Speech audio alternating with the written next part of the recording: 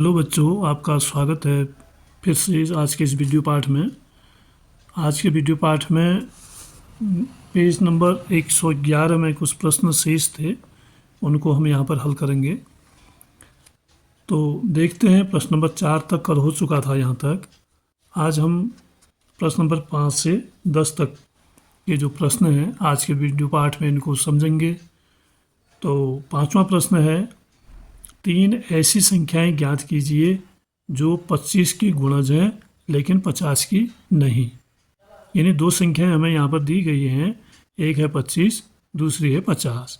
अब ये कह रहा है कि 3 ऐसी संख्याएं हमें बताओ जो 25 की तो गुणज है, यानी 25 का भाग जिनमें जाता है और 50 का नहीं जाता है। तो हम इनके गुणजों को पहले लिखेंगे और उसके बाद हमें पता चलेगा कि कौन सी संख्याएं दोनों में सार्व है। सार्व गुणज जो होंगे वही इसका उत्तर होगा। तो देखते हैं, हम यहाँ पर लिखते हैं 25 के गुणज। तो 25 का गुणज 50 होगा और 75 होगा, 100 होगा, 125 होगा।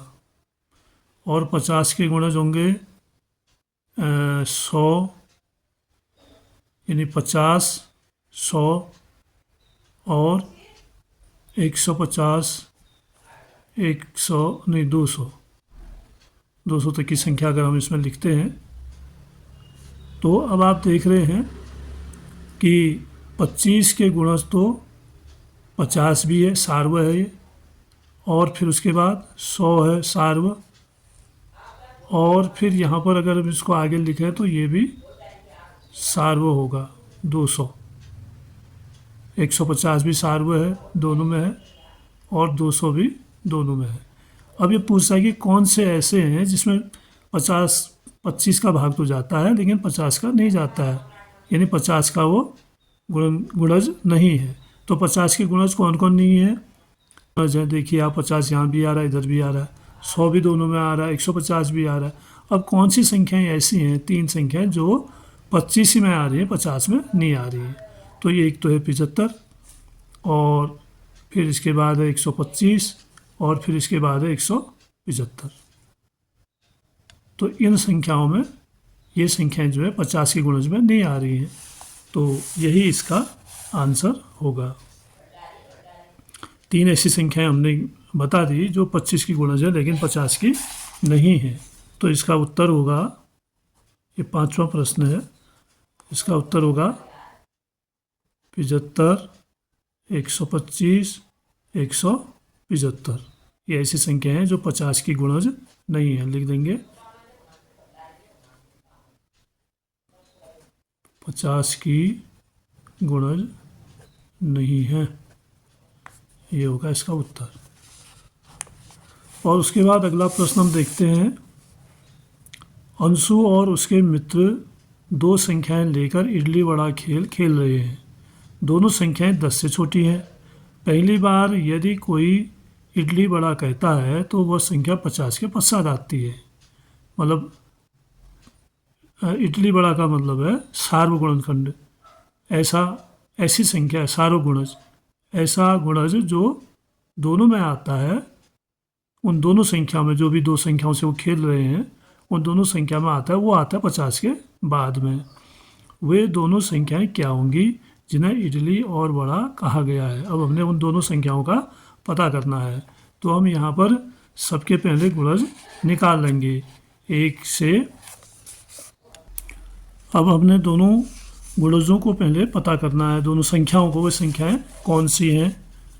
तो उसको पता करने के लिए हम यहाँ पर एक बार संख्याएं लिख लेते हैं, 1, 2, 3, 4, 5, 6, 7, 8 और 9।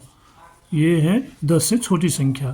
तो इन्हीं में से वो 2 संख्याएं हैं जिनका जो सार्वगुणज है वो 50 के बाद आ रहा है। कहाँ आ रहा है? इडली बड़ा 50 के बाद आने वाला है, उससे पहले आने वाला नहीं चाहिए। जैसे हम यहाँ पर एक संख्या को 9 मान लेते हैं और एक को 2 मान लेते हैं, तो 9 दूनी 18, तो 18 ऐसी संख्या आ जाएगी जिसमें इडली बड़ा आ जाएगा। लेकिन हमें क्या करना है, वो 50 के बाद वाली संख्या चाहिए। तो हमें इससे भी बड़ी संख्या चाहिए होगी। 9 × 27 करते हैं तो 27 में इडली बड़ा आ जाएगा, और 9 चौको 36 करते हैं तो 36 में आ जाएगा, 9 पंचे 45 करते हैं तो 45 में इडली बड़ा आ जाएगा, लेकिन हमें चाहिए 50 के बाद। अब हम करते हैं 9 छके 54, और 54 है तो सही, लेकिन 54 जो है 3 का गुणज भी होगा, तो इसलिए हमें क्या करना है, हमें ऐसी संख्या चाहिए जो इडली बड़ा बाद में आए। तो इसके लिए हमें क्या करना होगा, 7 और 8 संख्या इसमें हम लेंगे, 8 सत्ता 56, ये संख्या 50 के बाद आ रही है। और दूसरी शर्त जो है, ऐसी संख्या है 7 के गुणज हमने यहाँ पर लिखे, 7, 14, 21, 28, 35, 42, 49, 56, और 8 के गुणज लिखे, 8, 16, 24, 32, 40, 48, 56। तो आप देख रहे हैं इसके गुणज अलग है, इसके अलग है, केवल 56 ऐसी संख्या आ रही है जो दोनों में आ रही है, सारे गुणज है, और ये 50 के बाद की संख्या है। तो अब हमारे लिए सरल हो गया कि इसके गुणज क्या होंगे, 7 और 8 होंगे, 7 और 8 इसके गुणज होंगे। और 50 के बाद जो है इनकी ऐसी संख्या आ रही है जिसमें इडली बड़ा कहा जा सकता है, यानी सार्व संख्या, सार्वगुणज। सार्वगुणज क्या है, 56। तो यही इसका आंसर होगा। तो इसको हल करने के लिए अगले प्रश्न में लिखा गया है, इसको आपने कैसे लिखना है, यहाँ पहला सार्वगुणज 56 होगा जो 50 के बाद में आता है। यहाँ संख्याएं 7 और 8 होंगी, इसके अलावा 8 और 9 भी ऐसी संख्याओं का युग्म हो सकता है। और 8 और 9 को अगर हम देखते हैं तो 8 के गुणज हम लिख लेंगे, 8 के हमने लिखे ही हैं, 9 के लिख लेंगे। यहाँ पर देखते हैं 8 के गुणज ये लिखे हैं, और अब यहाँ पर हम 9 के गुणज लिखते हैं। तो 9 के गुणज होंगे 9, 18, 27, 36, 45, 54। अभी इनमें कोई संख्या ऐसी नहीं है जो इन दोनों में समान है, अभी 50 के बाद चली गई हैं। और फिर 63, 72, ये देखिए 72 की संख्या आ रही है। और 8 के गुणजों में हम इसको आगे बढ़ाते हैं, 64 और 72, इसमें भी 72 आ रहा है। तो ये जो है 72 जो है इन दोनों में, 8 और 9 में सार्वगुणज है जो 50 के बाद आ रहा है, ये भी हम लिख सकते हैं। तो ये उत्तर भी हमारा सही है, वो संख्या 56 भी हो सकती है और इसके अलावा 72 भी हो सकती है। और वो संख्याएं 7 और 8 भी हो सकती हैं, 8 और 9 भी हो सकती हैं। अगला प्रश्न है, खजाने की खोज खेल में ग्रम्पी ने खजाने को 28 और 70 पर रखा है। दोनों संख्याओं पर पहुंचने के लिए छलांग का आकार क्या होना चाहिए। तो दोनों को हम कैसे प्राप्त करेंगे, उसके लिए हमें इनके गुणनखंडों को देखना होगा। इनके 28 के गुणनखंड कर लेंगे और 70 के गुणनखंड कर लेंगे, तो जो सार्व होंगे उन्हीं में से हम छलांग का आकार तय करेंगे। तो आइए देखते हैं, 28 के जो गुणनखंड हैं वो होंगे 1, और 2 का भाग भी इसमें जाएगा, 3 का नहीं 4 का जाएगा, और 5, 6 का नहीं जाएगा, 7 का जाएगा, और इसके बाद 14 का जाएगा और 28 का जाएगा। देखिए ये 28 के गुणनखंड हैं। और फिर है 70 के गुणनखंड, 70 में 1 का जाएगा, 2 का जाएगा, और 3, 4 का नहीं जाएगा, 5 का इसमें जाएगा, 6, 7 का जाएगा, 8 का नहीं जाएगा, 9 का नहीं जाएगा, 10 का जाएगा, 11, 12, 13, 14 का जाएगा, 14, 15, 26, ये जाएगा 35 का, 35 दूनी 70। तो अब देखिए इसमें सार्व कौन कौन है, एक तो है 1 सार्व आया, एक सार्व गुणनखंड 1 है, 2 है, और है 7, और है 14, दोनों में है। तो ये जो है इसके सार्व गुणनखंड है, यानी ये छलांग लगा के वो आसानी से दोनों खजानों तक पहुंच सकता है। और एक की छलांग लगाएगा तो एक एक खाना करके आगे बढ़ेगा ऐसे, और अगर 2 की छलांग लगाएगा तो 2 खाने करके आगे बढ़ेगा ऐसे। और अगर 7 की छलांग लगाएगा तो फिर 7 7 करके आगे बढ़ेगा और 4 खाने में पहुंचेगा। 28 में 1 2 3 4, ये 7 की छलांग बनेगी ऐसे। और ऐसे 70 तक पहुँचने तक उसको 10 छलांगा लगानी होंगी। और अगर 14 की छलांग वो लगाता है तो 14 पंचे 70, 5 बार में ही उसको ये खजाना मिल जाएगा। और 14 दूनी 28, दूसरे में ये वाला मिल जाएगा उसको। 2 छलांग लगाने की ज़रूरत है 14 में, 2 में 28 में पहुंच जाएगा। ये 14 की छलांग है। तो और 14 पंचे 70, तो यहाँ पर पहुँचता था उसको 3 छलांगा और लगानी होंगी। 1 2 3, 3 छलांग में वो 28 से 70 में पहुँच जाएगा। तो ये जो सारो गुणनखंड है यही उसकी छलांगें हो सकती हैं। इसका उत्तर होगा 1 करके लगा सकता है, 2 खाने करके लगा सकता है, 7 करके लगा सकता है और 14 करके लगा सकता है। ये इसका उत्तर होगा। अब हम अगला देखते हैं। नीचे दिए गए चित्र से गुणा ने उभयनिष्ठ गुणज को छोड़कर सभी संख्याओं को मिटा दिया है। पता लगाइए कि वे संख्याएं कौन सी हो सकती हैं और उन लुप्त संख्याओं को खाली स्थान में लिखिए। जो लुप्त संख्याएं वो इधर लिखनी है। तो ये किसके गुणज है? अब देखो 72, 48 और 24, 3 गुणज यहाँ पर दिए हैं। तो ये किसकी संख्या में आते हैं? 72, 48 और 24। तो एक तो ये 6 में आते हैं तीनों। 6 का भाग बार बार जाता है, 62 72, और 6 का भाग बार बार गया, 6 8 48, 6 चौको 24। और इसमें किसका जाता है? 8 का, 8 9 72, 8 6 48, 8 3 24। यानी ये दोनों जो है, ये तीनों संख्याएं जो सारो गुणनखंड है वो 6 में भी आ रही और 8 में भी आ रही है। तो इन दोनों संख्याओं के ये गुणज हैं। तो हम यहाँ पर लिख देंगे 6 के गुणज और इधर लिख देंगे 8 के गुणज। तो 6 के गुणजों को जो मिट गए हैं उनको इसमें भरो कहा जा रहा है, तो हम इसमें भर देंगे उसको। तो 8 और इधर लिख देंगे 16, 24, 32, 40। अच्छा यहाँ नहीं लिखना है, 24 नहीं लिखना था, 48 और 72 भी नहीं लिखना है। 8 पंचे 40, 8 छक 48 नहीं लिखना है, 8 7 56 लिखेंगे, 8 64, 8 9 72 यहाँ है। और इसी तरह नहीं, ये 6 के गुणज हैं, तो चलो इधर 8 का कर देते हैं और इधर कर देते हैं 6 के गुणज, बात एक ही है। तो 8 के लिख दिए मैंने इसमें। अब यहाँ लिख देते हैं 6 के। 6 कम 6, 6 दूनी 12, 6 3 18, 24 यहाँ है ही है, 6 चौको 24, 6 पंचे 30, 6 छक 36, 6 सत्ते 42, 6 अट्ठे 48 इधर है, 6 नंबर 54, 6 दहाम 60, 60 और 11 छक 66 और 12 छक 72। तो यहाँ ये है ये।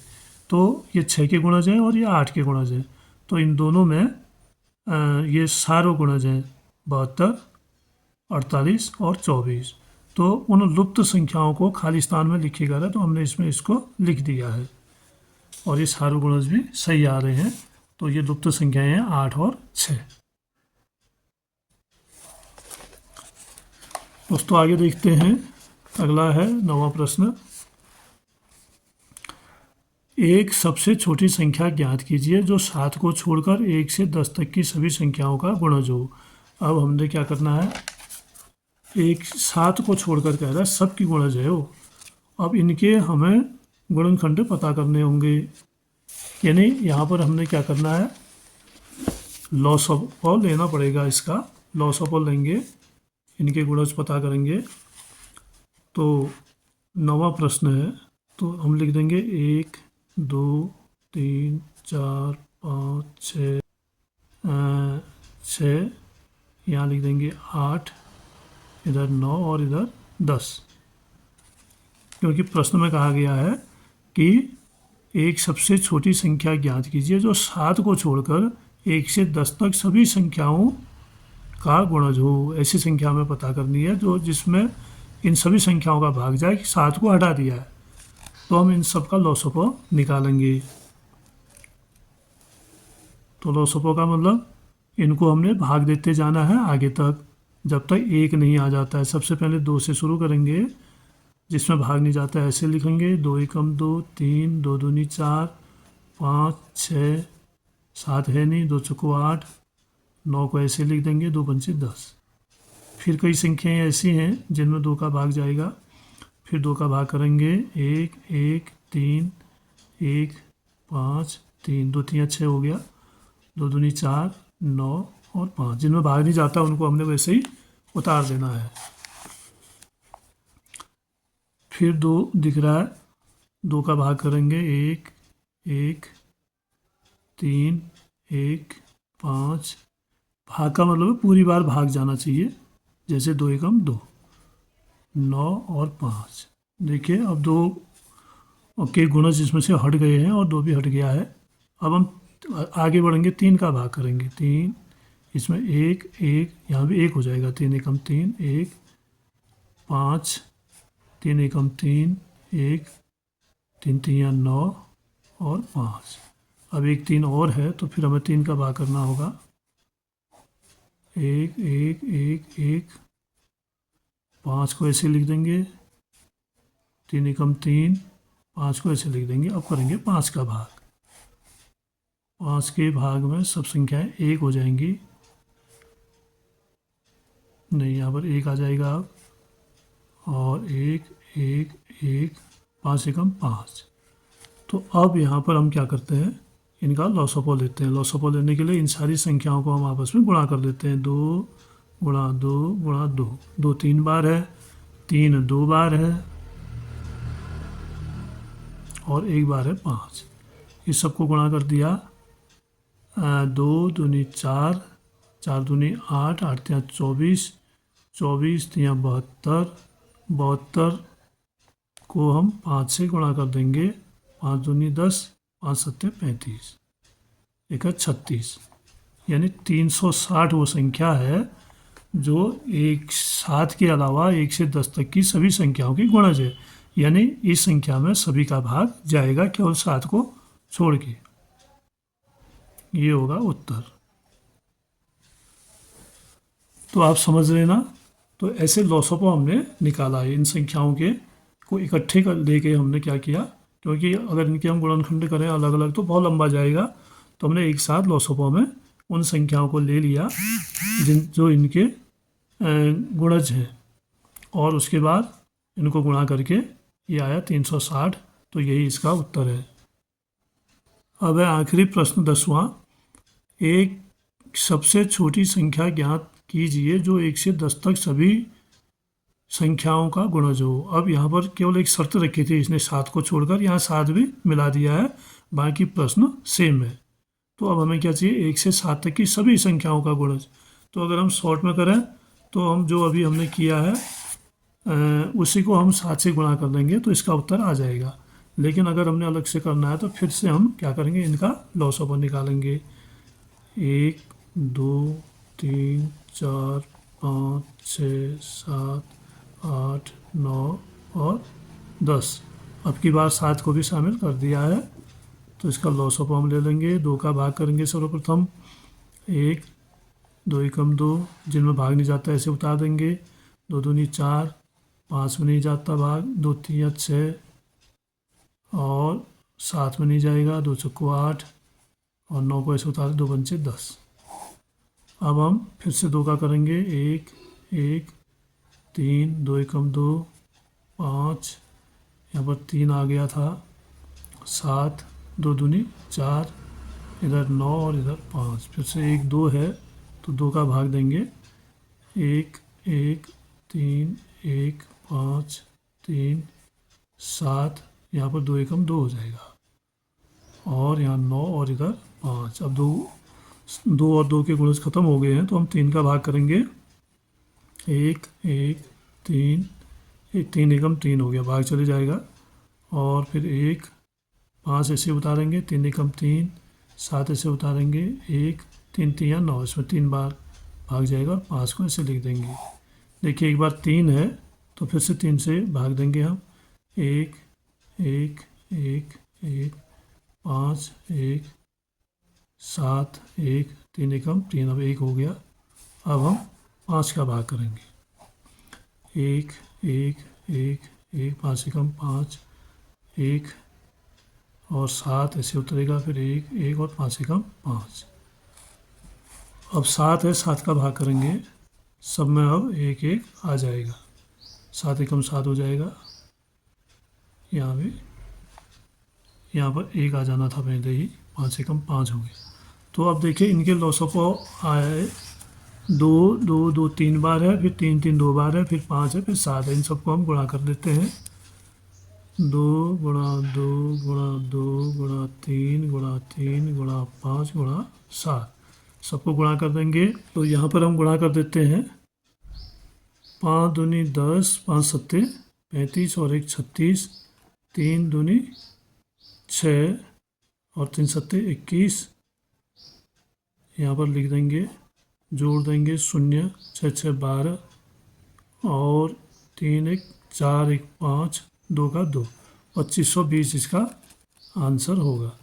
यानी इन सभी संख्याओं का सबसे छोटा जो गुणज है वो होगा 2520। 1 से 10 तक की सभी संख्याओं का ये गुणज है, तो ये इसका आंसर है। तो बच्चों आज का वीडियो पार्ट यहीं पर समाप्त हो रहा है और आप वीडियो में बने रहिए। आपका धन्यवाद।